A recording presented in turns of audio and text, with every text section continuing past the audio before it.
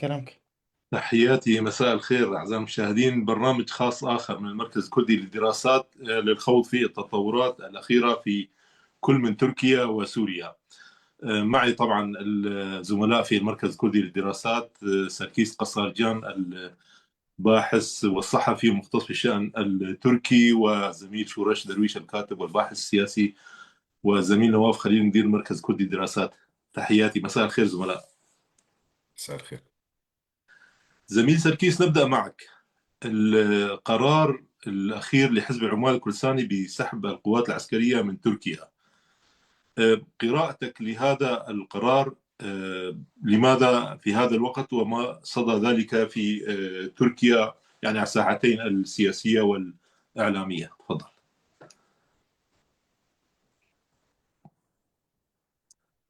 زميل سركيس، يمكن الصوت عندك. بداية مساء الخير لك دكتور، ومساء الخير للزملاء وأيضا للمتابعين والمستمعين والمهتمين بهذا الملف. حقيقة دكتور، المعلن كان أنه هذا الإعلان جاء من قبل حزب العمال الكردستاني من أجل الدفع بمسار المصالحة، هذا المسار الذي كل طرف يسميه بالطريقة التي يمكن إقناع كتلته الشعبية بها. وهلا بعد شوي فينا نجي خلينا نقول الفروقات بين التسميات. الإعلان قيل أنه من أجل الدفع بهذا المسار إلى الأمام، وهذا صحيح طبعا. يعني أنت لما بالسياسة دايما لما بيكون في ركود أو بيكون في انسداد، دايما بيكون في حركة ديناميكية معينة لحتى ترجع تنشط هذا المسار. ولكن أنا بختلف بموضوع انسداد المسار. أنا اللي شايفه أنه لا، ما في انسداد، في خطوات متفق عليها، وهذا الشيء حكيت عنه بفيديو أيضا. هذه الخطوات هي في الأصل متسلسلة وتسير وفق خارطة طريق معروفة، وهذه الخارطة دائما المبادرة فيها تأتي من قبل حزب العمال الكردستاني. لماذا؟ لأنه ببساطة لا يمكننا أن نسوي بين الطرفين من حيث الحجم والتأثير والقوة، وأيضا الحاجة إلى تبرير خطوتها. لماذا حزب العمال الكردستاني لا يشعر كما تشعر الحكومة التركية بالحاجة لتغيير خطواتها؟ لأنه حزب العمال الكردستاني وثبت بعد قليل سأتطرق إلى المقابلة بأنه يطرح اليوم ذات الطروحات التي كان يتحدث بها ويتمسك بها من التسعينات. وهذا يعني صراحة عمل صدمة كبيرة بالمجتمع التركي، لأنه قبل أيام موقع ميدياسكوب التركي المستقل الذي كان يمول سابقا من قبل الاتحاد الأوروبي، يعني هو لا يتبع لأي جهة داخلية أو طرف خارجي بهذا الصراع الكردي التركي. ميدياسكوب نشر مقابلة لفاتيح ألتايلر مع زعيم حزب العمال الكردستاني عبد الله أوجلان في عام 1997. وهذه المقابلة يعني أجراها فاتيح ألتايلر ولم يتم عرضها. المخابرات التركية في حينه منعت عرض هذه المقابلة. في هذه المقابلة عبد الله أوجلان يطرح نفس الطروحات التي يطرحها اليوم، وبالتالي هذا أثار تساؤل منطقي جدا عند الأتراك. التساؤل يقول: إذا كان هذا طرح عبد الله أوجلان، لماذا لم تجلسوا معه على الطاولة في قبل 20 عام؟ لماذا لم تجنبوا تركيا هذه الويلات؟ الجواب على هذا السؤال هو نفس الإجابة الذي منع عرض هذه المقابلة، لأنه تركيا كانت سياستها في تلك الفترة من الدولة العميقة إلى تانسو تشيلار رئيسة الوزراء إلى المؤسسة العسكرية التي كانت تمسك بزمام السياسة، كانت ترى في المواجهة أو التخويف من الخطر الكردي وسيلة من أجل الاستمرار في الطريقة التي كانت تدير بها الجمهورية التركية بين مزدوجتين. هنا أنتقل إلى فكرة أن اليوم الحكومة التركية بحاجة لأوراق أو لسبل لإقناع فئة ليست بقليلة على فكرة من الشعب التركي الذي نشأ وترعرع ومعاداة الكرد جزء من ثقافته، فهو بحاجة إلى إعطاء شيء لهم. ما هو هذا الشيء؟ هذا الشيء هي الخطوات التي تقوم بها الحركة الكردية والتي تتمثل سواء برمزيتها، لأنه الآن حرق الأسلحة هو خطوة رمزية، يعني رمزية بمعنى مش في فرق بين تكون رمزية وبين تكون مسرحية كما يقال بين مزدوجة. رمزية بمعنى أنك إذا حرقت 50 سلاح هذا ما راح يأثر على بنيتك، ولكن هذا دليل بأنه أنت ماشي بهذا المسار وتنتظر الطرف الآخر. الإعلان عن سحب بعض أو البدء وهذه الكلمة مهمة، البدء بسحب الوحدات إلى ميديا إلى إقليم كردستان العراق أيضا لها رمزيتها، والآن بانتظار الطرف الآخر. ماذا ينتظر من الطرف الآخر؟ غدا هناك لقاء مهم جدا بين وفد إمرلي المكون من وجهاء حزب ديم ووجهاء الحركة الكردية في تركيا، الذي يعني يزور عبد الله أوجلان في سجنه في إمرلي، وبين الرئيس التركي رجب طيب أردوغان. حسب المعلومات التي سربت أو وصلتني على الأقل بأنه في هذا اللقاء سيتم وضع اللمسات الأخيرة على خارطة الطريق من أجل إعلان عفو خاص. لماذا عفو خاص؟ لأنه أردوغان يخشى من إعلان العفو العام وبالتالي أن يشمل أيضا حركة جولان الذين هم أعداءه اليوم. عفو خاص. هذا العفو سيكون بمرحلتين. المرحلة الأولى سيتم إعفاء من تم ربطهم بالحركة الكردية وحزب عمال الكردستاني ولكنهم ليسوا مقاتلين، أي لم يحملوا السلاح، أكاديميين، إعلاميين، داعمين، ناشطين وإلى آخره. والمرحلة الثانية المقاتلين. ولكن قبل إعلان العفو اللجنة البرلمانية التي شكلت في البرلمان التركي والتي تضم كل الأحزاب الممثلة في البرلمان ستذهب إلى إمرلي وتلتقي بزعيم أوجلان وتسمع مقترحاته، ومن ثم سيتم الإعداد للعفو والمقترحات الخاصة بالتعديلات الدستورية. هذا آخر ما تم تسريبه أو الحديث عنه. وبالتالي أعود وأعتقد بأن الخطوة التي أقدم عليها حزب العمال الكردستاني هو خطوة من مجموعة خطوات في خارطة طريق واضحة. هل هذا يعني بأن الخطة تسير وأنها ستكتمل وتنجح؟ خطرة بطبيعة الحال. يعني نحن كلنا نعرف أنه أي خلينا نقول ريسك، مخاطرة، لما بيشوف أردوغان أنه بيهدد عرشه أو كرسيه أو سلطته ممكن يقلب الطاولة، ولكن على الأقل المعطيات حتى الآن بأن الخطة تسير بطريقة معقولة جدا وأقرب إلى يعني أن يدعونا للتفاؤل بشأن نهايته الناجحة. سمير شورش، نفس السؤال، قراءتك لهذه الخطوة وانعكاساتها على الوضع في سوريا، سيما أنه يعني في بعض الآراء خصوصا من الناس اللي قريبين من السلطة يقول لك أنه المقاتلين ينسحبون من تركيا وسوف يعني يأتون إلى سوريا، وتم تضخيم هذا الأمر يعني في إطار الحرب الإعلامية والنفسية اللي يشنها بعض القريبين من سلطة دمشق، انه هلا المقاتلين راح يجوا، وصلوا في معسكرات وفي شقق من هذا الكلام. تداعيات هذه الخطوة، يعني اول شيء بالنسبة لشمال كردستان وتركيا عملية التفاوض الحوار الجارية، ثانيا يعني انعكاسات ذلك على الوضع في سوريا. مساء الخير. يعني تقديري أنه الخطوة لا تخلو من الجانب الرمزي، ولا يمكن التقليل من الجانب الرمزي. أصلا الحركات القومية تقوم على فكرة الرموز، فكرة القادة، فكرة الشهداء، فكرة الأعلام، فكرة المقاتلين، وبالتالي الجانب الرمزي هو الجانب الأهم في سياق الجماعات المسلحة عبر التاريخ. انسحاب وحدات من حزب العمال الكردستاني من قوات الجريلا يعني عدة مسائل، من بينها أولا أن العملية لا يمكن تمويتها. ستستمر. كان هناك أطراف داخل تركيا وخارجها ينظرون بعين الارتياب أنه العملية ممكن تفشل بأي لحظة، وممكن لا يوجد شيء جديد بعد إتلاف حزب العمال الكردستاني لأسلحته أو إحراقها. وبالتالي نحن عم نحكي عن لجان برلمانية يعني تناقش في المستوى السياسي، أما في الوضع العملي لا يوجد أي تغيرات. هذه العملية قلبت المعادلة مرة أخرى ونشطت الخط السياسي.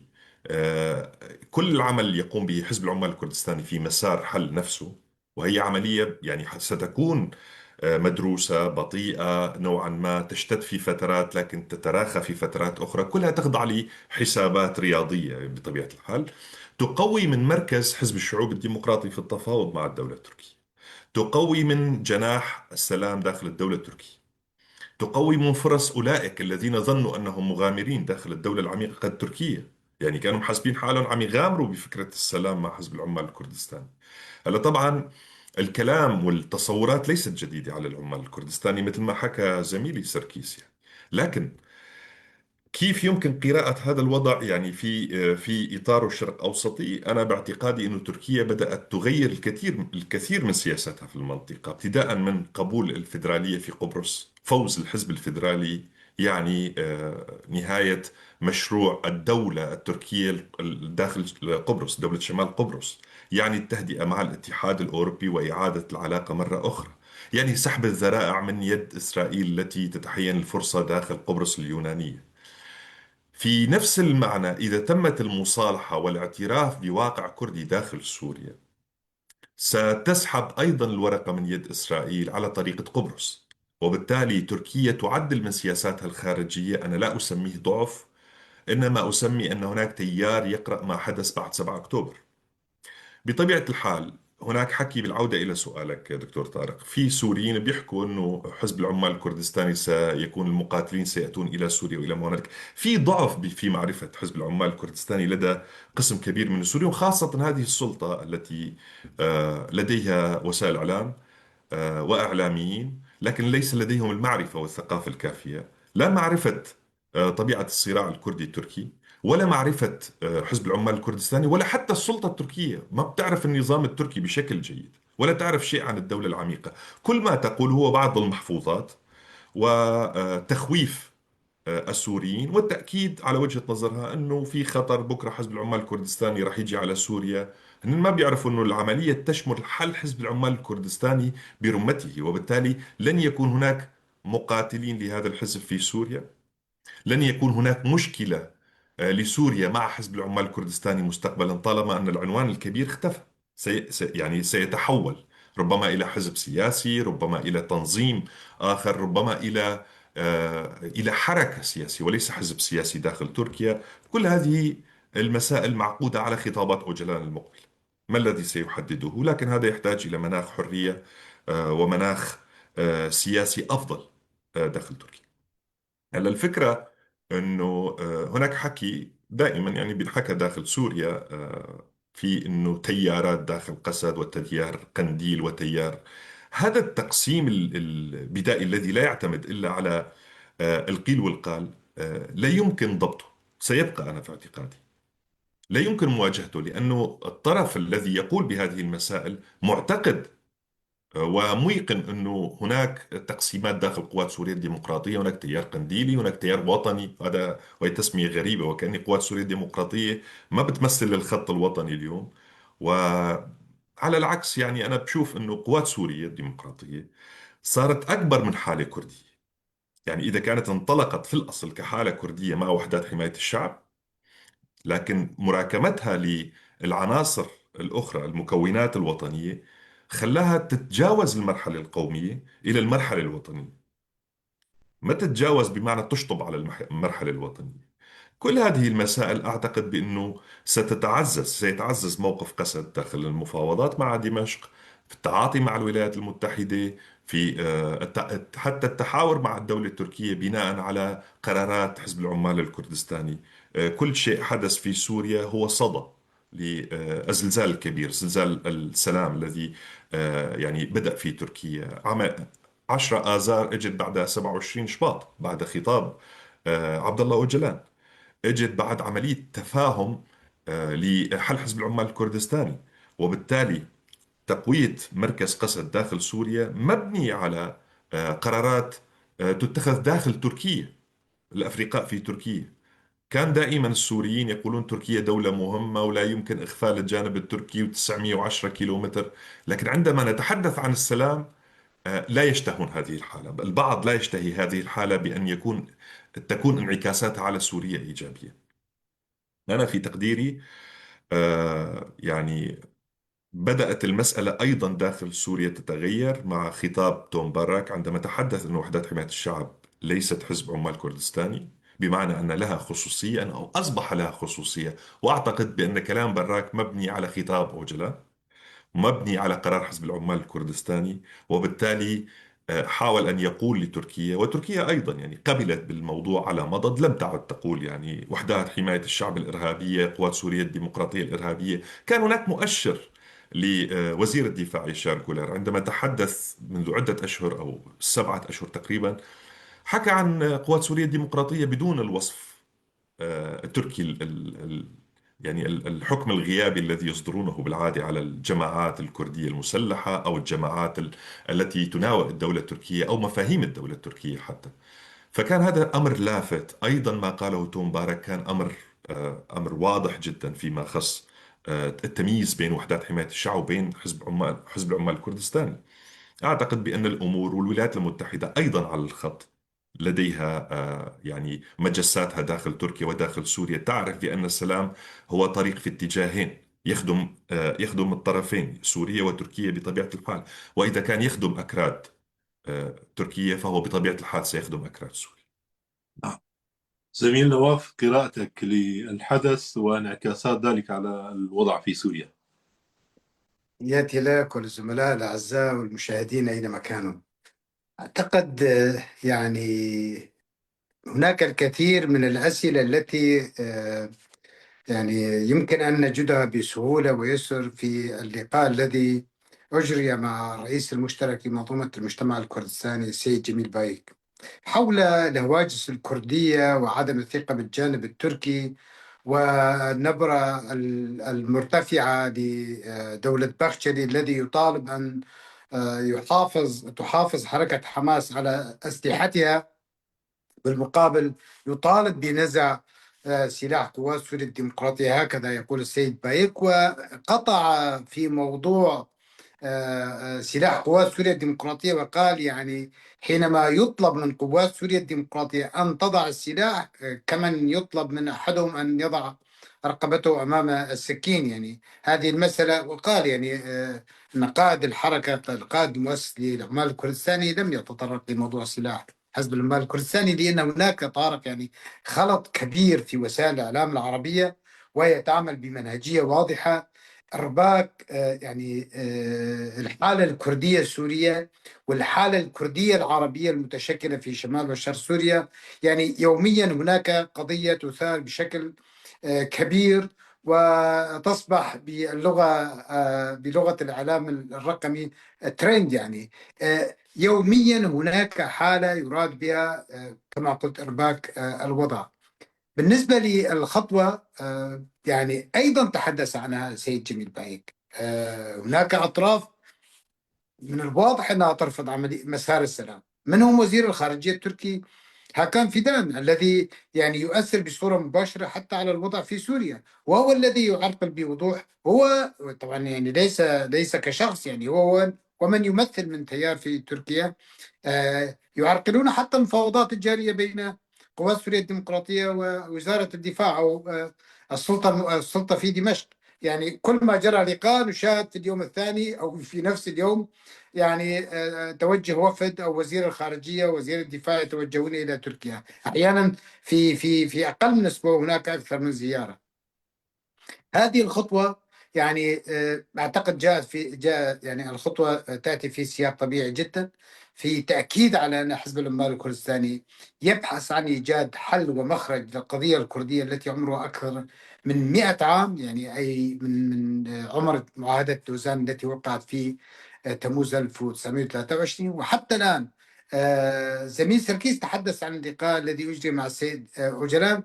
أتمنى أن يوضح نقاط أخرى، لأنه قرأ اللقاء باللغة التركية، لكن ما يعني من خلال الترجمة النقاط التي يتحدث عنها السيد أوجلان حول العلاقة الكردية التركية وموضوع حل القضية الكردية. هذا الموضوع طرح في آذار 1923، يعني حينما تم إعلان وقف إطلاق النار بحضور القائد الكردي المعروف مام جلال والقيادات الكردية من الأحزاب الكردية في شمال كردستان. أيضا في آذار 1993 تم وقف إطلاق النار. بعدها يعني 8 مرات تم وقف إطلاق النار، وكانت الدعوات متكررة. الطرف الذي بدأ يعني يغير الموقف، لكن يعني أستطيع القول الموقف التركي ليس موقفا صلبا من موضوع السلام. يعني وأنا أستعير هنا تعبير من زيغموند باومان، يعني موقف سائل.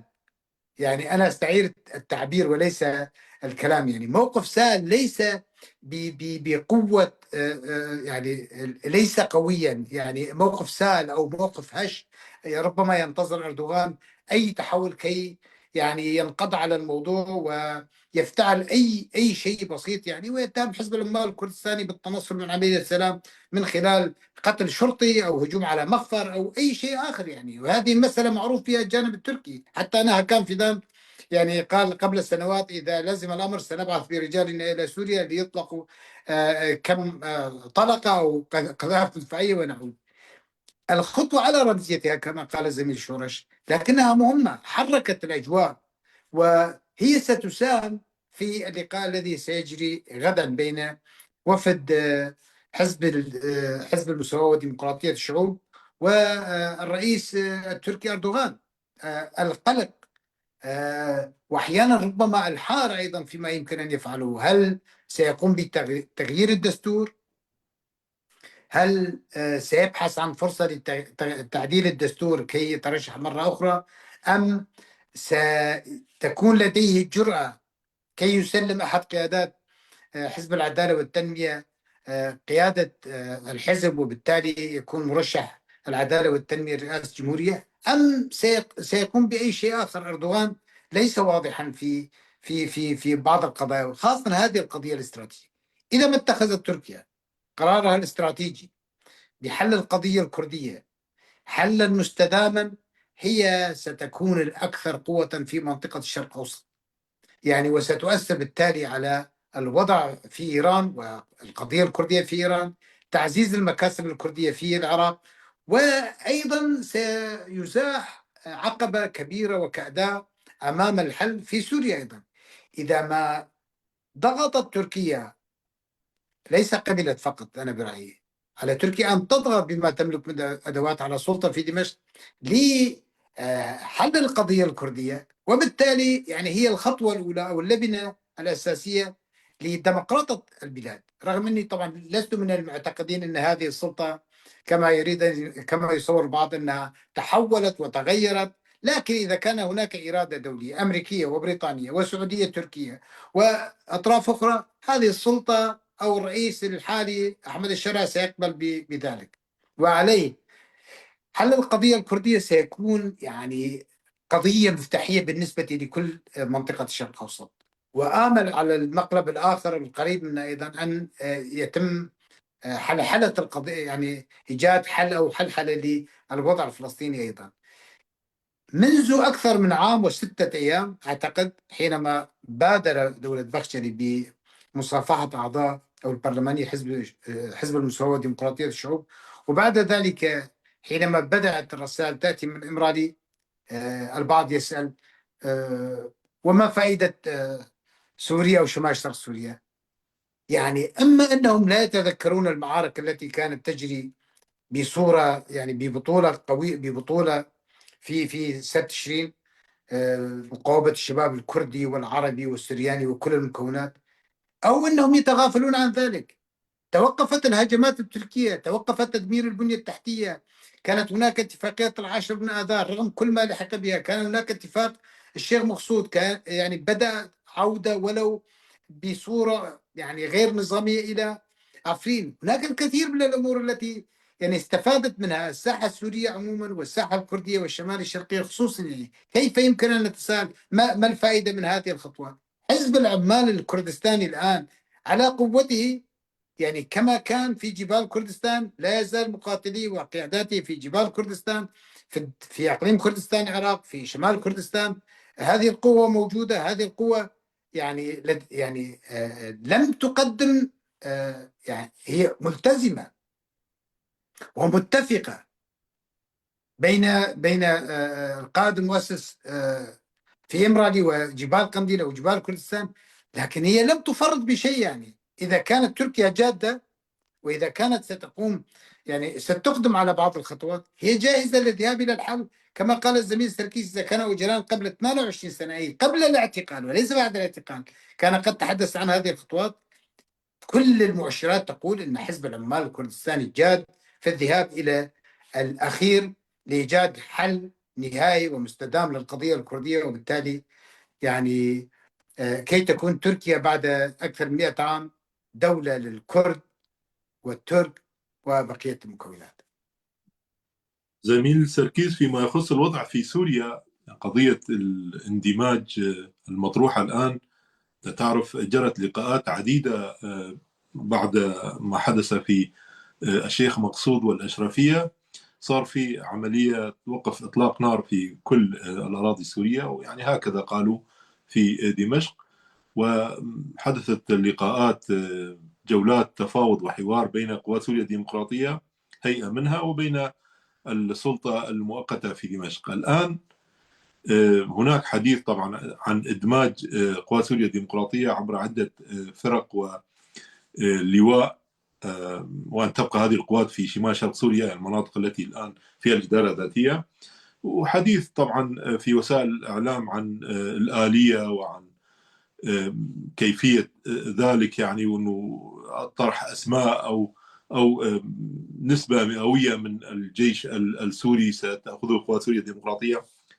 يعني أنت كيف ترى هذا الموضوع، مسارات الإدماج، موقف السلطة، كيف تقرأه؟ هل هناك يعني تغيير على ضوء ما يحدث في تركيا؟ و يعني أشرت أو زميل شورى أشار إلى قضية قبرص أيضا، الانتخابات التي صارت في قبرص أيضا لها أعتقد وقع مهم في تركيا وحتى في سوريا، لأنه الأمور تتفاعل. يعني 7 أكتوبر أثر على كل المنطقة، وأنا أعتقد أنه ضمور السردية التركية في قبرص أيضا سوف يؤثر على يعني الموقف التركي وبالتالي الموقف السوري في دمشق. تفضل.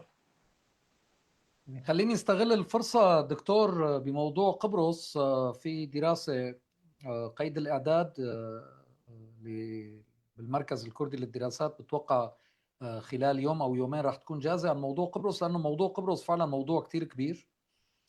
موضوع قبرص لا يمكن قراءته، لا يمكن فصله أبدا عن حرب غزة ولا عن التطورات الأخيرة في لناحية الاتفاق ترسيم الحدود بين لبنان وبين قبرص. يعني هذا الاتفاق الذي تم إحياءه بعد 18 سنة وهيك فجأة. يعني طبعا ما في السياسة فجأة، ما في صدف، ولكن ليس بهالطريقة. يعني فأنا بتمنى المشاهدين اللي المهتمين بهذا الموضوع أنه يضلوا يتابعوا المركز الكردي للدراسات والويب سايت، لحتى يعني هي الدراسة ودراسات أخرى مثلها راح تكون مفيدة. ولكن بشكل سريع خلينا نقول شغلة، أنه في تغير بالخطاب التركي. هلا هذا التغير هل هو برضا، هل هو بضغط وإلى آخره، ما بيهم يعني. لأنه نحن يعني إذا نتناقش نحكي سياسة، بالسياسة مو النيات المهمة، الخطوات التي يتم اتخاذها. في تغير بالخطاب، وهذا التغير ليس فقط بموضوع المسألة الكردية، في تغير بالخطاب بما يخص اليونان. مثلا اليونان حتى عام 2023 ونصف 2024 هي كانت دولة معادية، ودايما بنحكي عن الأعداء وإلى آخره. اليوم تغير هذا الوضع.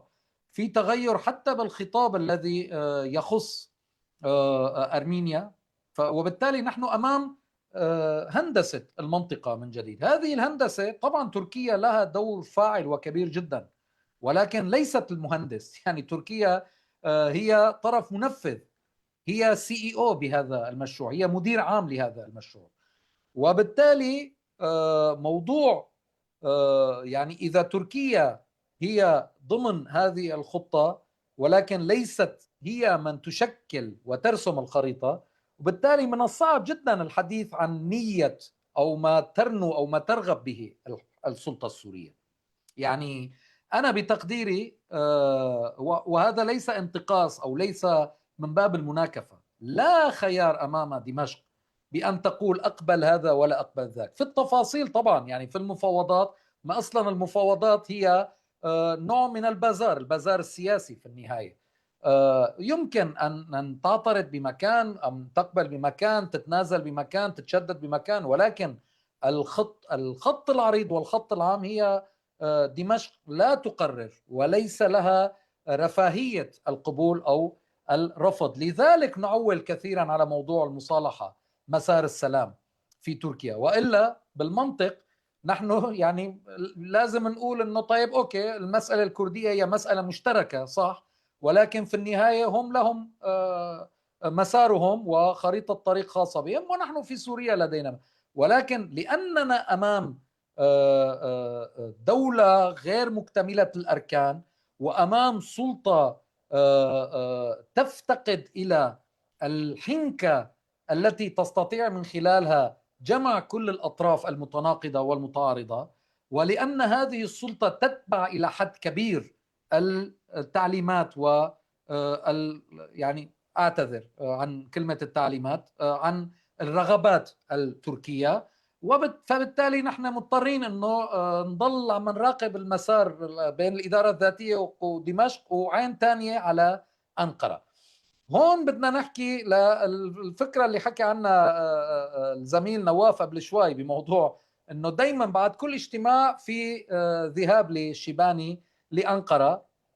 طبعا الاتراك لاقوا حل بالنهايه لانه الموضوع فاضح صار، يعني انه انت بتجتمع بعمان بتروح على انقره، بيصير في اجتماع بين الجنرال مظلوم عبدي والرئيس الانتقالي الشرع في دمشق بتسافر الى انقره، بتروح في وفد بيروح بيزور روسيا او في وفد روسي بيزور دمشق بتروح على انقره. فعينوا نائب وزير الخارجيه سفير لدمشق، وهذا يعني نحيي الماس سيقوم بهذا الدور، يعني نقل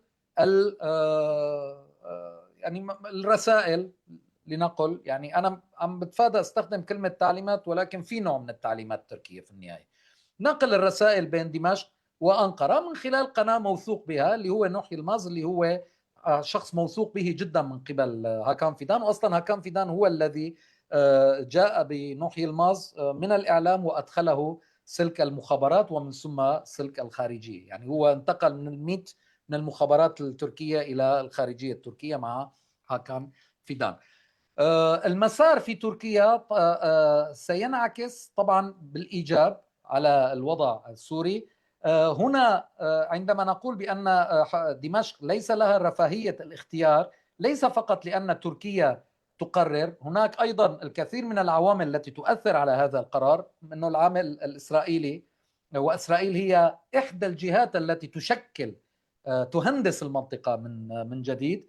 هناك أيضا العامل الأمريكي، وهناك أيضا العامل الإقليمي. لماذا العامل الإقليمي مهم دكتور؟ دقيقة يعني ما راح طول لأنه بعرف قبل شوي أخذت من دور الزملاء. حتى العامل الإقليمي مهم لأنه أنت لحتى تحل هي المشكلة مع الإدارة الذاتية يعني أو أي مشكلة من هالقبيل عندك حلين: إما التفاهم والوصول إلى نقاط مشتركة، وإما أنك تفرض خيارك بالقوة. اليوم إذا بدك تفرض خيارك بالقوة فهون لازم يكون في رضا إقليمي لهذا الموضوع ورضا للقوى الفاعلة في الملف السوري. هنا فقط ليس المقصود فقط الأمريكان. تركيا تمام راح ممكن تكون موافقة للحل العسكري، ولكن هون الإسرائيلي له كلمة، الدول المنطقة، العراق، أربيل، الدول الخليجية كلها لها كلمتها، روسيا. وبالتالي العامل الإقليمي أيضا يضغط ويؤثر، وأيضا أعتقد بأنه يحول دون تفكير دمشق بحل عسكري. وبالتالي إذا ما في حل إلزام الإدارة الذاتية بالحل، الحل الآخر هو حل التفاوضي كما قلنا. وأعتقد بأن هذا هو السبب الذي أدى إلى التوصل إلى مقترح على الأقل بدمج قوات سوريا الديمقراطية في الجيش من خلال فرق نوعا ما وإن لم تكن مستقلة بالهيكلية، ولكن على الأقل هي ستبقى في مناطقها، وهذا إقرار بالإدارة الذاتية واللامركزية الموسعة في سوريا. وأيضا سيكون هناك ألوية تحارب الإرهاب على مساحة سوريا، وهذا يعني بأن هناك قرارات أخرى قادمة، وتخشى القوى الداعمة للشرع بأن تؤدي هذه القرارات إلى فورة للمجموعات المتطرفة والراديكالية، وبالتالي هي بحاجة إلى قوة تدعم تنفيذ هذه القرارات على الأرض. وبما أنه الكل متفق أنه الشرع لا يتحكم بكل هذه المجموعات المتطرفة، فأعتقد أنه دخول ألوية من قسد إلى مكافحة الإرهاب على كامل الأراضي السورية، وأيضا مشاركة القوات المتواجدة في التنف في هذه المهمة، يعني بأننا أمام تغيرات، يعني ما راح بالغ وأقول جوهرية، ولكن على الأكيد أن هي تغيرات كبرى في الأشهر القادمة في الملف السوري. زميل شورش، متغيرات الموقف الرسمي السوري من قوات سوريا الديمقراطية وشمال شرق سوريا، يعني بالنظر إلى كل العوامل المحلية والإقليمية التي تحدث عنها زميل سركيس. يعني الملاحظ أنه يعني ترتيبات الاتفاق جرت بضغط أمريكي، بضغط أمريكي على دمشق بدرجة أو أخرى. أنا لفتني زيارة الأدميرال براد كوبر عندما يزور سوريا مصطحب زوجته سوزان كوبر قادما من إسرائيل، وذهابه إلى قصر الشعب كانت لحظة مفتاحية. أنه بالدبلوماسية لا تحل المسائل في سوريا من خلال السلك الدبلوماسي وحضور توم باراك إلى المشهد السوري. لا يمكن أيضا لرجل يعمل في تركيا ولديه يعني عمل رسمي داخل تركيا مثل باراك أن يكون منصف في العلاقة بين قوات سوريا الديمقراطية ولديه حرية الحركة. لذلك ظهر كوبر، ولأجل ذلك ذهبوا إلى اتفاقية 7 أكتوبر أو تجديد ما تم الاتفاق عليه في 10 آذار. داخل هذا الجو ما بدي أحكي بلغة فيها تعالي، لكن انتصرت الرؤية التي قدمتها قسد والولايات المتحدة.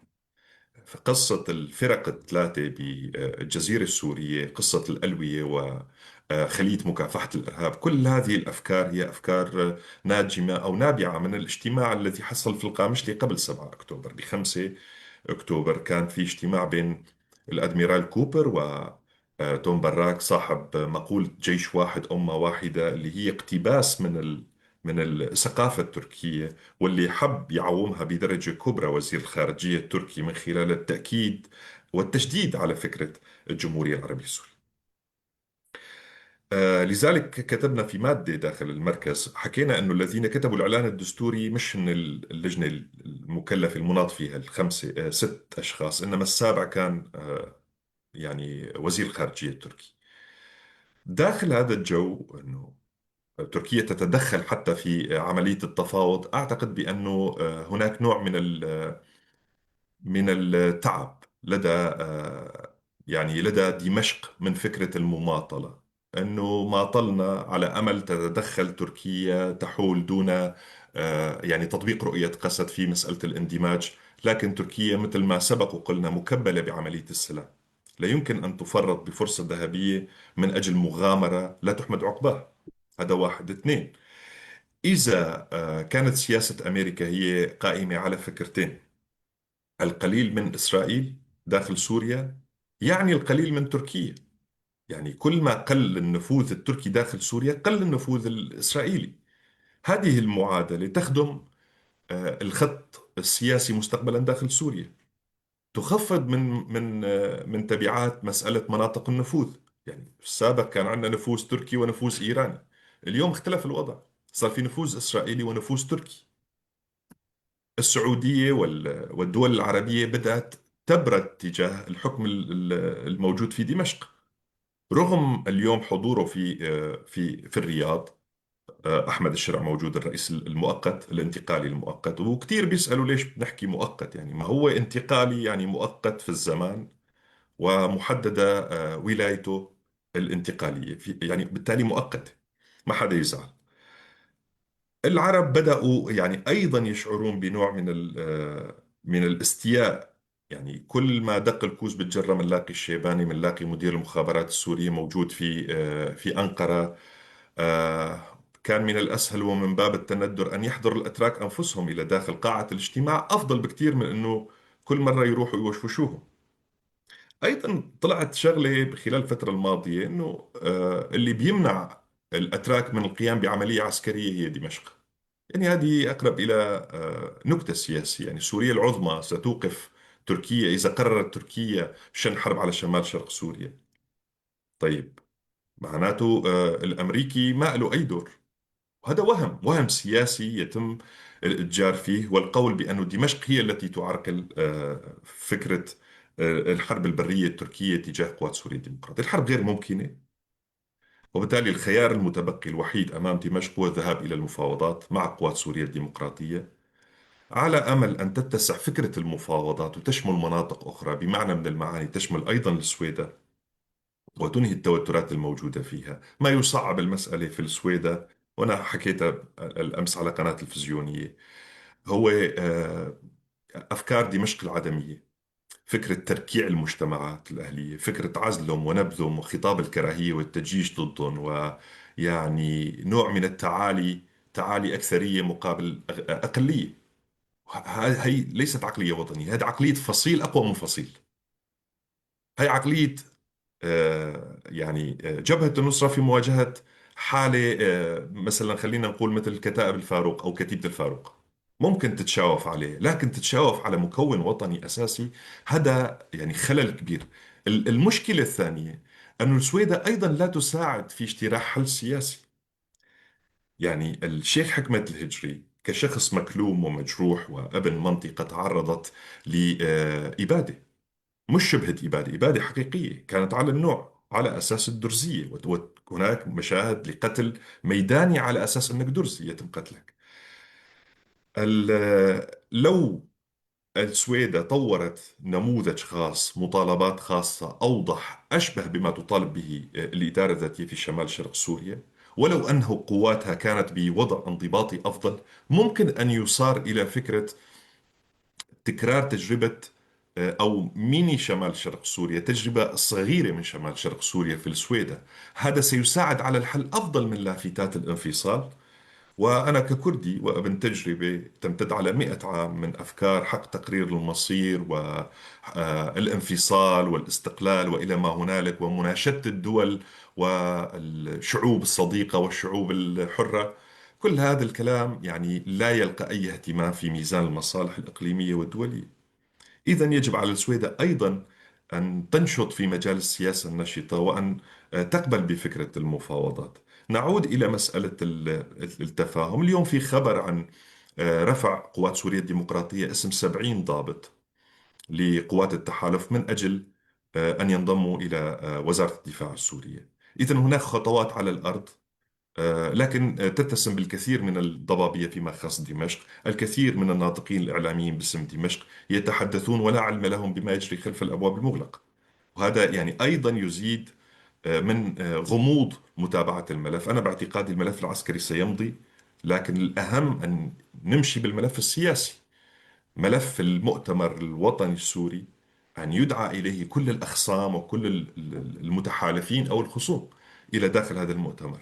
لأن أنت بدك تعمل مؤتمر مصالحة. سوريا ما كان بدها مصالحة بالمناسبة بعد سقوط نظام بشار الأسد، اليوم صار بدها مصالحة. يعني الشرع جاب لنا فكرة المصالحة، يجب أن تصالح الدرزي والكردي والعلوي والسني نفسه، يجب أن تصالح أولئك الذين يختلفون مع منظور الشرع للحكم، فكرة السلطة المطلقة والسلطة المؤبدة والسلطة المفتوحة في الزمان، يعني ما بنعرف ايمتى بتنتهي.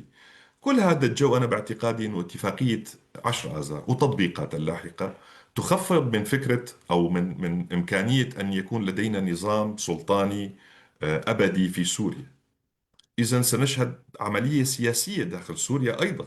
لا يمكن الاكتفاء بفقط أنه إدماج قوات سوريا الديمقراطية داخل وزارة الدفاع. هناك المسألة التعليمية في سوريا، هناك مسألة السلطة التشريعية في سوريا، هناك مسألة اللامركزية في سوريا، هناك الكثير من الملفات التي تحتاج إلى مؤتمر وطني عام، تحتاج إلى نقاش مفتوح بين السوريين، تحتاج إلى استعادة دور المعارضين السوريين لنظام بشار الأسد، أصحاب الخبرة والكفاءة والتفاني. هناك طبقة من السوريين مهملين اليوم داخل المشهد، لا الإعلام قادر يجيبهم ولا هن عندهم القدرة على مجابهة الذباب الإلكتروني وحفلات الكراهية والأحقاد التي تنال من شخصياتهم. وبالتالي هذا طبعا نوع من التعذيب أيضا لهؤلاء صحيح أن الأحرار اليوم خارج سجون الأسد، لكنهم يتعرضون إلى تعذيب اللي هو التشهير وإلى ما هنالك. إذا الفكرة الأساسية أنه اتفاقية أو عفوا اتفاقية الدمج ممكن تمتد على فكرة العودة إلى السياسة مرة أخرى إلى سوريا. إذا نظرنا إلى الظرف الإقليمي الكل يبدو متراجعا عن فكرة يعني ما بدي يطول بس عن فكرة دعم الشارع بطريقة يعني كانت مبتذلة للغاية، الحفلات والرقصات وإلى ما هنالك. وأيضا الناس بلشت تراجع نفسها. صحيح الناس بتحب، الشعوب تحب الرؤى التطلعية، تحب كلام محمد بن سلمان عن مشروع نيوم وعن 2030 في الخليج، لكن السعودية قادرة. تحب كلام يعني رئيس مثل عبد الفتاح السيسي عن يعني عن عاصمة جديدة وإلى ما هنالك. الشعوب تتوق إلى المشاريع الجديدة، لكن في سوريا يعني عشموا الناس بالحلق بطريقة يعني غريبة عجيبة، عن مترو وعن أبراج ولم نحل مشكلة من أبسط المشاكل اللي هي مشكلة المخيمات وعودة النازحين إلى مدنهم وقراهم الأصلية. زميل نواف، فيما يخص قضية يعني اندماج أو إدماج قوات سوريا الديمقراطية في وزارة الدفاع، يعني أيضا نفس السؤال وملاحظتك على كل المشهد في الأيام الماضية، يعني التحركات، السياسة، ما يحدث في الساحل، بالنسبة للسويداء التوتر المستمر طبعا، تصرفات هذه الحكومة، الخطاب الإعلامي التخويني، التشنج الحاصل، وأيضا مثل ما قال زميل شورش يعني هذا الحصار المفروض على القوى الوطنية السورية، حظر الأحزاب السياسية من جانب السلطة، وأيضا حصار إعلامي من جانب إعلام السلطة والإعلام العربي الذي يعني يسير في إيهاب هذه السلطة. استكمالا لما قاله الزميل شورش حول موضوع الدمج والألوية وأسماء القيادات التي ستكون جزء من ليس وزارة الدفاع بل من الجيش السوري المستقبلي، أعتقد هذه المسألة يعني يجب أن تسير مع مسار آخر، أي مسار الاتفاق حول شكل الدولة. يعني إذا لم نتفق حول شكل الدولة، كيف يمكن مثلا للدولة أن تكون لجماعة لفصيل واحد، وهذا الفصيل ذو توجهات متشددة، وهناك يعني المئات من الوثائق التي تؤكد تشدد ذلك الفصيل، أي هيئة تحرير الشام، وأن نأتي مثلا بجيش ديمقراطي أو جيش تعددي كي يكون جزء من دولة الفصيل، بالتوازي مع مسار اندماج قوات سوريا الديمقراطية وفق الرؤية الجديدة التي قادها الأدميرال براد كوبر كما أشار لذلك زميل شورش. وبدأ التغيير، أعتقد يعني هناك أيضا يعني الحضور الأقوى الآن بالنسبة للبنتاغون. يعني الآن الحضور والرؤية هي رؤية البنتاغون وليست الخارجية الأمريكية التي كان يقودها بشكل أو بآخر توماس بارك. إذا لم يتم الاتفاق حول شكل دولة، أعتقد يعني مسار اندماج قوات سوريا الديمقراطية النهائي، وأنا أقول نهائي، لن يتم. لكن هذا المسار ربما يعني المسار الحالي يسير إلى حد معين، إلى درجة معينة، كي لا يحصل ما هو الأسوأ، خاصة أن خطاب السلطة يعني يستفيد إلى الحد الأقصى من التجربة القطرية، وهي أسوأ التجارب على الصعيد الإعلامي وأخبثها على الإطلاق في المنطقة. والتجربة التركية أيضا، يعني استخدام كل الأدوات التي تجعل يعني الخلافات بين الإثنيات والمناطق والأديان والطوائف قائمة. يوميا نشاهده على وسائل الإعلام التابعة للحكومة والمقربة منها، يعني لا يمر يوم بدون إثارة قضية من نوع ما. والتشكيك والتخوين وخطاب الكراهية الذي وصل الأمر أعتقد أن هناك مئات الدعاوى المرفوعة على السوريين مؤيدين لسلطة الشرع في الدول الغربية، وهم جاءوا وتم استقبال ما يقارب 1,000,000 سوري في هذه البلاد التي نعيش فيها نحن. لكن الأمور انقلبت حتى الآن برأيي. استراتيجية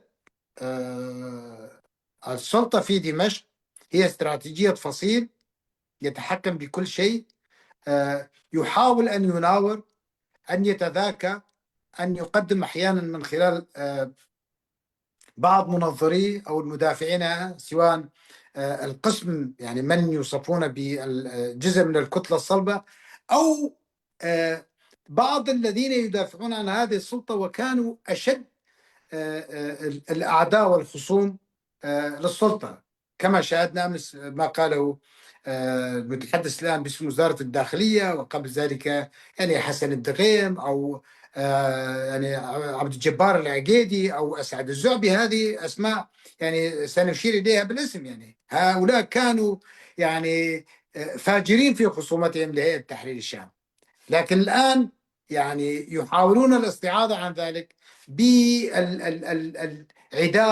بدون حدود للكرد والعلويين وبقية المكونات وحتى المختلفين مع هؤلاء. السلطة باختصار شديد جدا حتى الآن لا تملك استراتيجية التخلص من الإرث الجهادي السلفي القاعدي الداعشي لجبهة النصرة، والتوجه للحوار كأداة استراتيجية وليس كتكتيك مرحلي يتعلق بفقه التمكين إلى أن يعني تدان لهم الأمور.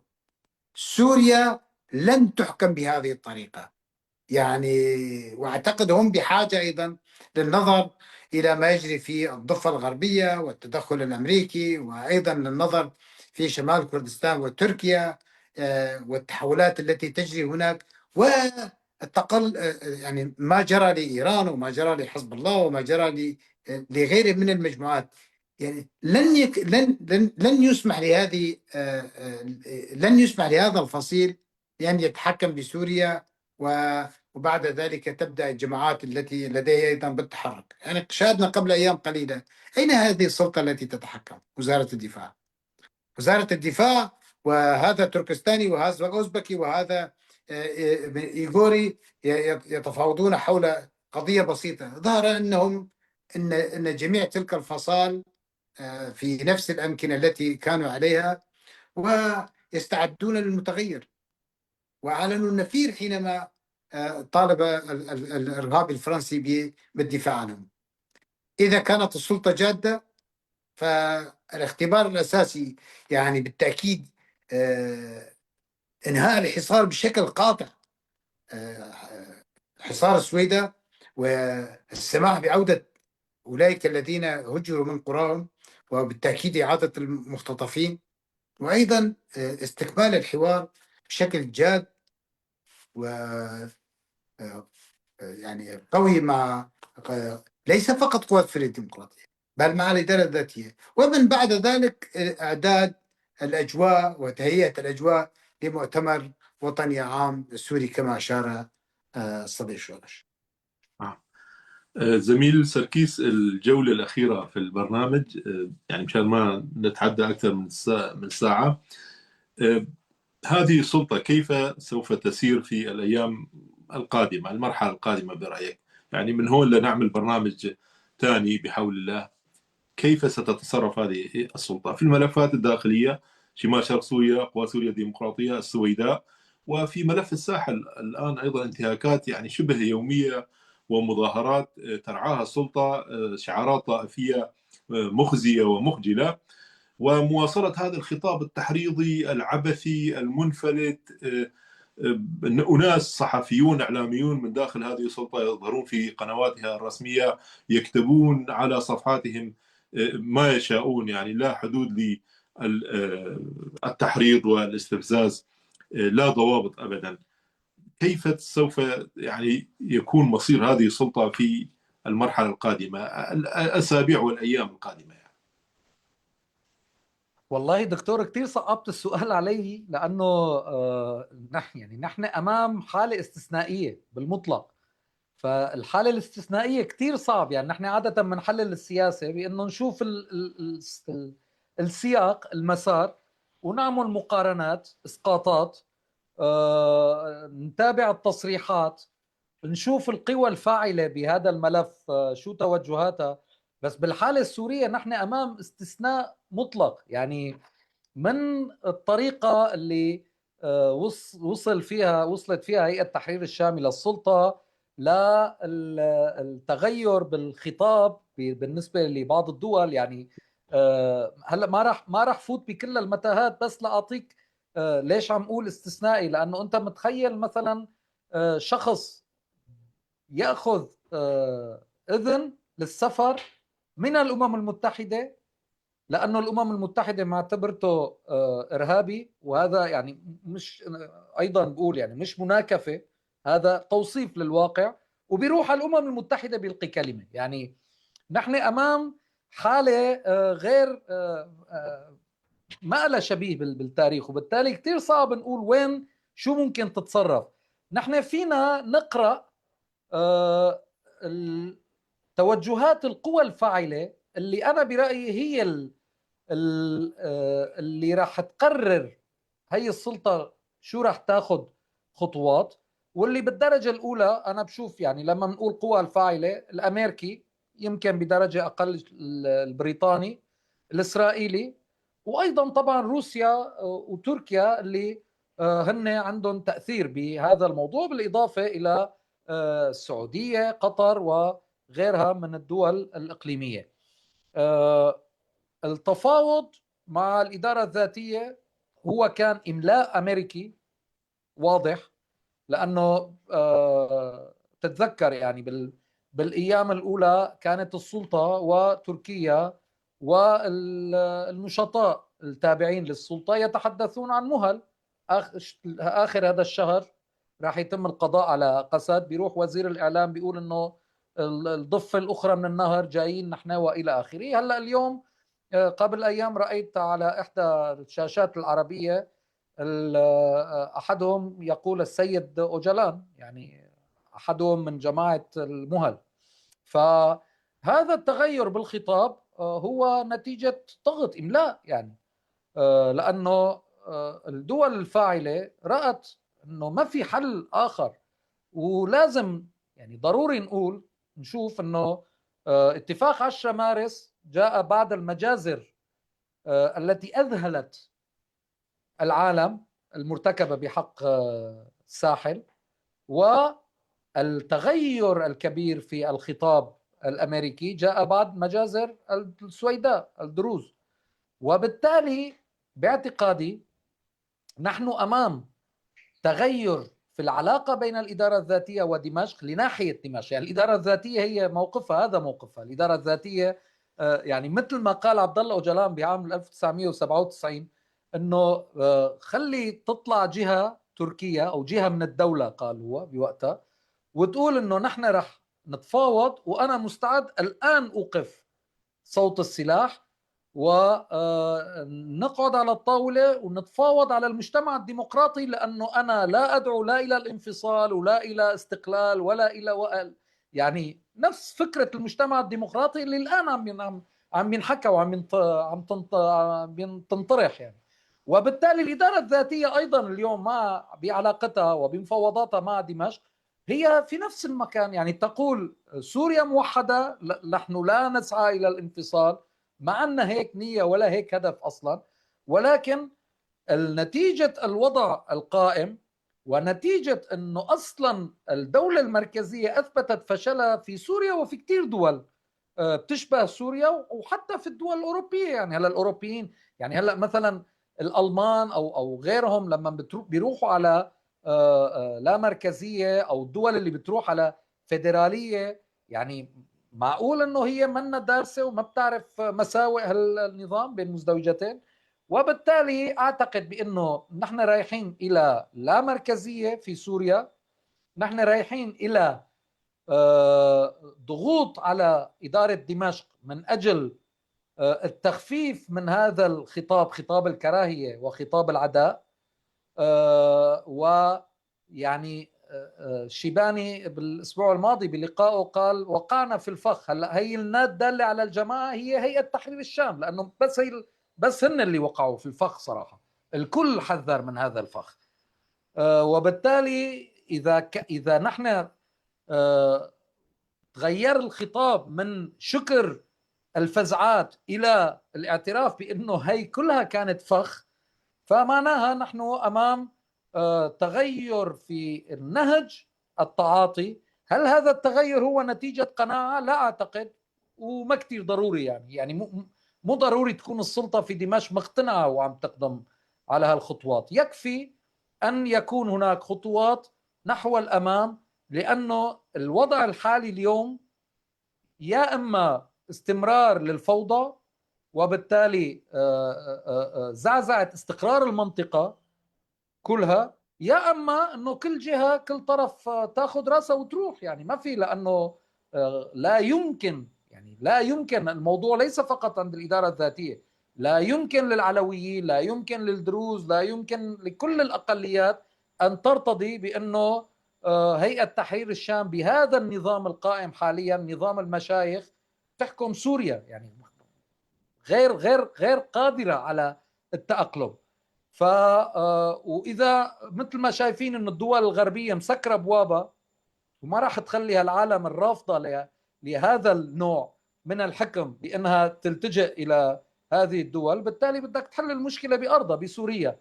فلذلك قلت قبل قليل انه يبدو انه في تحضيرات لتغيرات في المشهد السوري، ويبدو انه ايضا موضوع دمج قوات مكافحه الارهاب والوحدات الموجوده في التنف ضمن يعني بنيه حرب ضد الارهاب في سوريا هو ياتي ضمن هذه التغييرات ايضا. نعم، شكرا جزيلا زميل شورش. يعني سؤال بصيغه اخرى، الاطراف الدوليه الاقليميه التي يعني تمسك برقبه هذه السلطه هي التي يعني تحدد توجهها مثل ما تريد. وهناك طبعا اشار الزميل سركيس الى التغيير الحاصل في موقف هذه الاطراف. هذا التغيير هل سوف يعني يؤدي الى البرهان مرة أخرى بأن نموذج الإدارة الذاتية بكل هذا التنوع اللي صار والتاريخ اللي صار هو الناجح، هو النموذج المطلوب سوريا، سواء كان يعني نموذج من الناحية الإدارية أو من الناحية العسكرية؟ هل هو مستقبل بقية أجزاء سوريا؟ هل هو يعني الصيغة الأصح التي سوف تنقذ سوريا من هذه المرحلة المظلمة؟ وهو نفس طبعا سؤال، أعتقد سؤال الأستاذ عمر أبو جوان صديق البرنامج الدائم أيضا يسألك بشكل شخصي يعني عن الدولة، صيغة الدولة اللامركزية على حساب التشدد والاستبداد والشمولية والمركزية الشديدة. تفضل. في الأصل الحركة العربية القومية الأولى في بذرتها الأولى دعت إلى اللامركزية داخل الدولة العثمانية. المؤتمر العربي الأول في باريس 1913 ركز على فكرة اللامركزية، وحضروا الحزب اللامركزي، حزب اللامركزية الإداري العثماني اللي كان من ضمنه الشيخ رشيد رضا. وسوريا كانت في بداية عهدها بعد ما تخلصت من الاحتلال العثماني. في أول عهدها كانت متأثرة بكتابات وودرو ويلسون الرئيس الأمريكي الذي كان يفكر بشكل الدولة، يدعو إلى الديمقراطية، يعتبر أن الديمقراطية هي ختام شكل الدول، الديمقراطية النيابي. لأجل ذلك ذهبت سوريا في البداية إلى نموذج الفيدرالية، وهذا تعزز بدستورها الأول، وأيضا الديمقراطية البرلمانية. هلأ بالحالة السورية أشد ما نحن بحاجة إليه هو برلمان تعددي، سواء كان بغرفتين أو بغرفة حسب ما سيجري عليه الاتفاق، إذا كان النظام مركزي أو لا مركزي. وبطبيعة الحال هي بحاجة إلى نظام لا مركزي. تجربة الإدارة الذاتية لا تخلو من العيوب ولا تخلو من الضغوطات. يعني حاربتها دول برمتها حاربت نموذج الإدارة الذاتية كي لا تبقى. إيران حاربت تركيا حاربت هذا النموذج. نظام بشار الأسد اللي كان هو الدولة، يعني هو الذي كان يحتل مقعد في الأمم المتحدة، أو يشغل مقعد في الأمم المتحدة، كان يتحدث عن الإدارة الذاتية ككيان انفصالي. أثبتت التجربة والبرهان بأن الإدارة الذاتية ليست كيان انفصالي وليست خطر على الوحدة الترابية السورية. فكرة كيف يمكن إنقاذ سوريا، هذا هو سؤال المليون، هذا هو السؤال الذي يجب أن يطرح في كل مكان. كيف يمكن تخليص سوريا من إمكانية أن نذهب إلى نظام ثيوقراطي ديني؟ وإذا ذهبنا إلى نظام ديني مصمت مغلق على نفسه، هذا يعني بأنه لازم يا إما يكون عندك ثروات مثل إيران وشعب بالملايين يؤيدك، أو يكون عندك قنبلة نووية مثل كوريا الشمالية. وفي الحالتين لا عنا ريع اقتصادي لنعمل نظام ثيوقراطي، ولا عنا قنبلة نووية لنحمي هذه السلطة من التآكل، وهذا النظام المركزي من أنه يتغول على حياة الناس من أقصى سوريا إلى أقصاها. يضاف إلى ذلك شرط ثالث، أنه الظرف الإقليمي لا يسمح. إسرائيل اليوم لا تقبل فكرة التمكين، أن يصبح أحمد الشرع هو حماس. هناك خوف إسرائيلي، هناك مخاوف إسرائيلية تتحدث اليوم إسرائيل هيوم في تحليلاتها، وتتحدث الصحف الإسرائيلية أن تركيا ستستعمل مخلب سوريا لمواجهة إسرائيل. هناك خوف لدى تل أبيب من أن تتحول سوريا إلى شبكة أنفاق. إذا كانت غزة قد استدامت الحرب فيها 3 سنوات كله من وراء الأنفاق، فما بالك إذا تحولت سوريا إلى أنفاقستان، إلى أرض أنفاق يمكن من خلالها أن يعني تلحق الضرر والأذى بإسرائيل. هلا ليش المخاوف الإسرائيلية في هذا الاتجاه؟ لأنه عندنا نظام جاي من خلفية جهادية، والأنظمة الجهادية بطبيعتها انتحارية. طالبان في أفغانستان كانت انتحارية، رفضت أن تساوم على تنظيم القاعدة الذي تسبب في هجمات 11 أيلول، وشفنا شو صار بأفغانستان. يعني هذا الجزء الانتحاري الموجود لدى حماس قد يوجد داخل هذه السلطة السورية. إذا يجب تبريد أظافر هذه السلطة من خلال إيجاد مناخ سياسي.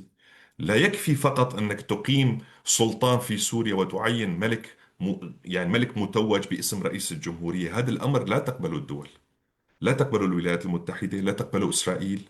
صعب أيضا أن تتفاهم معه تركيا على المدى الطويل. تشكيل نظام جهادي حذرت منه أحزاب المعارضة التركية في أوج تحديها لأردوغان، لما كان يدعم الجماعات الفصائل العسكرية. ونتذكر خطابات كليجدار أوغلو حتى داخل حلبة النقاش السياسي في تركيا. هناك خوف.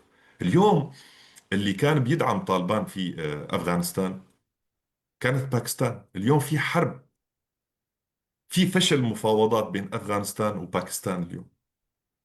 هل سنشهد أيضا فشل مستقبلي في العلاقة بين سوريا وتركيا من وراء هذه التطلعات الجهادية، من وجود المجاهدين الأجانب، من تحول سوريا إلى أرض فرار من العقاب، وأنه تصبح حاضنة لمن هب ودب أنه يفر، أو عليه دعاوي قضائية، أو مطلوب لجهة أمنية معينة في دولة معينة أن يلجأ إلى سوريا؟ هل هذا لا يشكل أيضا خطر على تركيا؟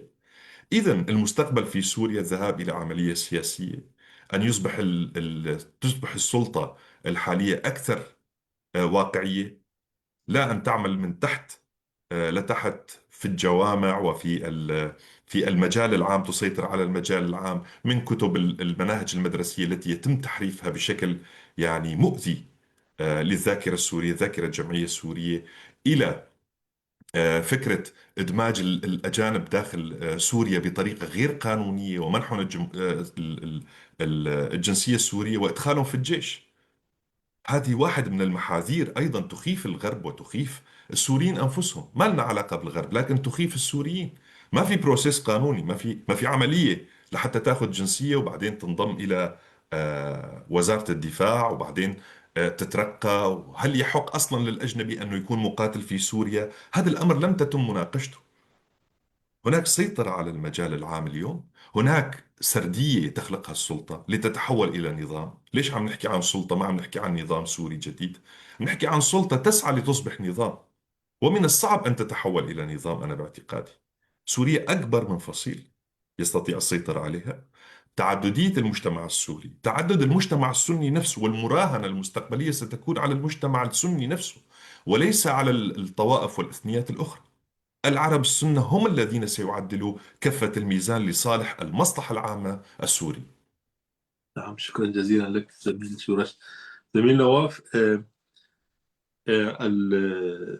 يعني السيد عبد الله أوجلان في 1998 لما يعني الحوار اللي حكى عنه زميل سركيز طالب بحل القضية الكردية بالحوار والتفاوض ويعني إسكات صوت السلاح. لم تصغي إليه تركيا وخسرت كل هذه الأموال وكل هذا الوقت. رئيس البرلمان تحدث عن 2 تريليون يعني 2000 مليار خسرتها تركيا في الحرب ضد الحركة الكردية.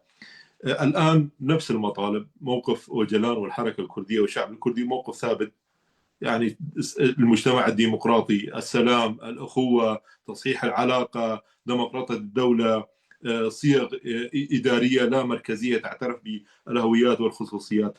أيضا في سوريا يعني اتفاقية 10 آذار، لو هذه السلطة يعني تقيدت بهذه الاتفاقية و يعني طبقت البنود ومنها بند وقف العمليات العسكرية على الأراضي السورية، لما حدث الهجوم على السويداء. وأصلا هذه الاتفاقية كانت أيضا لتصحيح المسار وعدم يعني ضمان عدم تكرار الهجوم الذي حصل في آذار على المكون العلوي السوري. لماذا دائما كل هذه السلطات الدهنيات تتمسك بهذه الذهنية من الإنكار؟ وأيضا يعني ارتباطا بذلك هذه الوقائع وهذا التاريخ الذي يثبت صحة وثبات الموقف الكردي. وأنا هنا لا يعني أعمل دعاية أو ترويج، لكن نرى الموقف الكردي ليس فقط في سوريا، في شمال كردستان موقف إنساني أخلاقي ثابت، يعني يقدم مصلحة كل الشعوب، يؤكد على الأخوة، على الديمقراطية، على دول فيها قانون وفيها مؤسسات. وكذلك موقف الإدارة الذاتية وقوات سوريا الديمقراطية حول ضرورة تشكيل دولة حديثة، دولة تكون هي دولة مؤسسات، فيها مشاركة، فيها توافق وطني، فيها اعتراف بالخصوصيات والهويات والثقافات، وفيها أيضا قوى وأحزاب سياسية تخضع لعملية ديمقراطية لكي يعني تتنافس فيما بينها وتصل إلى الإدارة والحكم عبر مؤسسات معلومة. يعني تعليقك على هذه الفكرة، وختاما رأيك في الأيام والأسابيع القادمة. فقط دعني أمر على موضوع الإدارة الذاتية. يعني لا يكفي أن هناك تعايش، وإن كان على الصعيد العسكري حققت قوات سوريا الديمقراطية إنجازا عظيما، طبعا كان ذلك بالدماء العزيزة والغزيرة التي أريقت بالمعنى الحرفي، وامتزاج الدم الكردي والعربي والسورياني وكل المكونات، الذي توج بالنصر العظيم على تنظيم داعش الإرهابي، وهو ما وفر الأمن ليس للسوريين فقط، يعني لأهالي المنطقة الشمالية الشرقية ولسوريا ولكل الأقليم الشرق الأوسط، خاصة دول الجوار، وحتى هذه الدولة التي نعيش فيها، حيث طالها عملية إرهابية لداعش في برلين، وعدا ذلك أكثر المطارات تحصينا في أوروبا مطار بروكسل وباريس وغيرها. الإنجاز العسكري الكبير الذي لا يزال يعول عليه على قوات سوريا الديمقراطية كي تكون الأساس لبناء جيش لدولة حديثة بالمعنى الحقيقي، أو على الأقل وضع أساس لدولة حديثة بالمعنى الحقيقي، وما حذر منه هكان فيدان حذر من ناحية يطالب بدمج قوات سوريا الديمقراطية، من ناحية أخرى يحذر من دمج قوات سوريا الديمقراطية، لأن هناك مجموعات 18 مجموعة من السلفيين والجهاديين وحتى من المرتزقة من الجيش الوطني السوري. والمرتزقة أيضا توصيف رسمي لجماعة أبو عمشة وتلك المجموعات. المرتزق وفق تعريف الأمم المتحدة من يذهب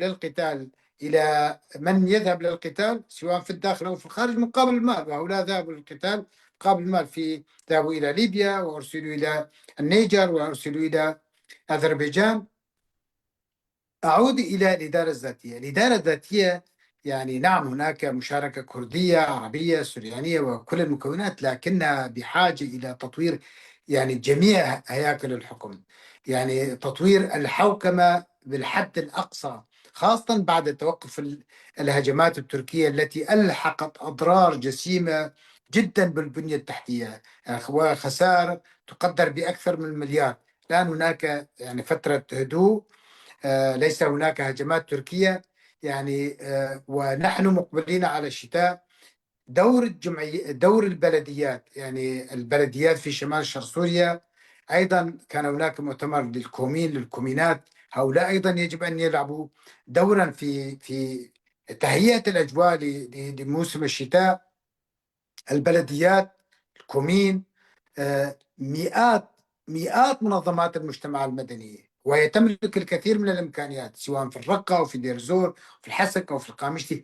عليه أيضا أن تساهم، يعني لا تكتفي فقط بالنقد والمطالبة بحقوقها، النقد حق لهم والمطالبة بحقوقهم حق لهم، لكن منظمات المجتمع المدني أعتقد يعني هي الأكثر قدرة على ترسيخ ثقافة يعني الحقوق والواجبات. هم يتحدثون عن ذلك كثيرا. أعود وأقول البلديات والكومين ومنظمات المجتمع المدني، وربما حتى يساهم الأصايش وأيضا عشرات الأحزاب الكردية الموجودة في الإدارة وخارج الإدارة، يمكنها أن تساهم في تقديم المقترحات، يمكنها أن تساهم في تنظيف المدن، يمكنها أن تساهم في تقديم الهوية البصرية الجديدة للمدن بعد سقوط النظام وغير ذلك من الأمور. نعم هي إدارة ناشئة تقدم نموذج فيما يتعلق بالتعايش الكردي العربي السرياني واللغات الثلاثة المكتوبة التي نفتخر بها جميعا، العربية والكردية والسريانية، لكن لا يكفي ما هي فيه. وعليها أيضا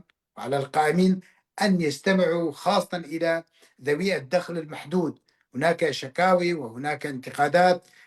الأكثر موضوعية، وأعتقد القائمين على الإدارة يستطيعوا أن يميز ذلك بقدر ما استطاعت الإدارة أن تقدم نموذجا على الصعيد السياسي والعسكري، عليها أيضا أن تقدم نموذجا على الصعيد المعيشي، على صعيد البلديات وغير ذلك، كما حصل في شمال كردستان. بدأوا ب 32 بلدية سنة 99 كما نتذكر، وانتهوا إلى أكثر من 100 بلدية. لم يصوت الناس لهم فقط لأنهم كرد، لم يصوتوا لهم لأنهم رفعوا شعارات معينة، صوتوا لهم لأنهم كانت أيديهم نظيفة، وكانت مشاريعهم الأكثر قدرة على تلبية متطلبات الناس. وهنا أيضا أقول بإمكان البلديات في شمال شرق سوريا أن يستفيدوا كثيرا من تجربة البلديات في شمال كردستان وتركيا، يعني تجربة البلديات التي بمختلف الأسماء، حزب الشعوب الديمقراطية والآن حزب المساواة وديمقراطية الشعوب. يعني بالنسبة للمشهد العام فقط أود أن أقول، يعني الزميل شورش تحدث عن اللامركزية، وفي البدايات يعني حتى في ظل الدولة العثمانية وفي تأسيس سوريا البعض لا يصدق حتى هذه المعلومات. الآن هناك حملة تشهير وتشنيع بشهداء 6 أيام، لأن السلطة قالت أنهم كانوا عملاء وجواسيس للسلطة وهم لا يعرفون أي شيء عن جمال باشا المعروف بجمال باشا السفاح. هناك تعقيد شديد تعمل عليه السلطة من خلال ما يسمى بالذباب الإلكتروني، وليس الجيش الإلكتروني، الذباب الإلكتروني، لأن يعني هذه التسمية أدق. يقومون بتشويه كل شيء، لدرجة حينما تقول له هكذا تأسس الدولة، أو في فترة معينة لم يكن اسم سوريا جمهورية عربية سورية، والاسم جاء بعد الانفصال، والانفصاليين فعلوا ذلك، وبعد ذلك البعث يعني بعث 8 آذار، وبعد ذلك بعث التصحيح. حتى هذه المعلومات لا يصدقونها. لهذا يعني هناك أيضا حاجة لكل الجسم السياسي السوري أن يتحرك، سواء تحت مظلة يعني جبهة شاملة، قوى متحدة، أو أكثر من جهة أو من جبهة، يعني أن تنتقد وتتفرج وتكتفي بالأدوات القديمة في عصر الإعلام الرقمي، حيث شخص واحد يستطيع أن يجلب ملايين المشاهدين. أعتقد أن عليها أن تتخلى عن نقد السلطة الحالية. السلطة الحالية لن تستمع للنقد إلا إذا كنت فاعلا في الإعلام الرقمي وفي الإعلام الرسمي وفي العمل السياسي وفي العمل الدبلوماسي وغير ذلك من الأمور. أعتقد الفرصة متاحة والإمكانيات موجودة. إمكانيات أحيانا لا تحتاج إلى أي شيء مادي، فقط إمكانيات بشرية واختيار الشخصيات المناسبة لذلك. هناك مفاوضات مستمرة يعني بين الإدارة يعني على الصعيد العسكري، أعتقد يعني على الصعيد السياسي أيضا، وينتظر كذلك أن يعني تتحرك السلطة إذا كانت جادة، ولا أعتقد، أقول إذا كانت جادة ولا أعتقد، إذا كانت جادة أن توجه دعوة أيضا لوفد المنبثق من الأحزاب الكردية التي اجتمعت في 26 نيسان لنراقب. وسيكون لنا أكيد في الفترات القادمة أيضا النقاش حول هذه الأمور أعتقد يعني.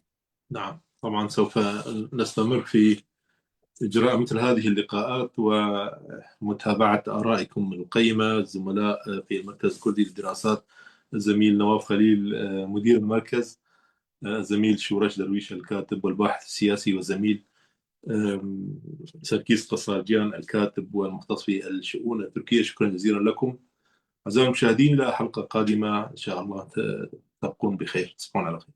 تحياتي.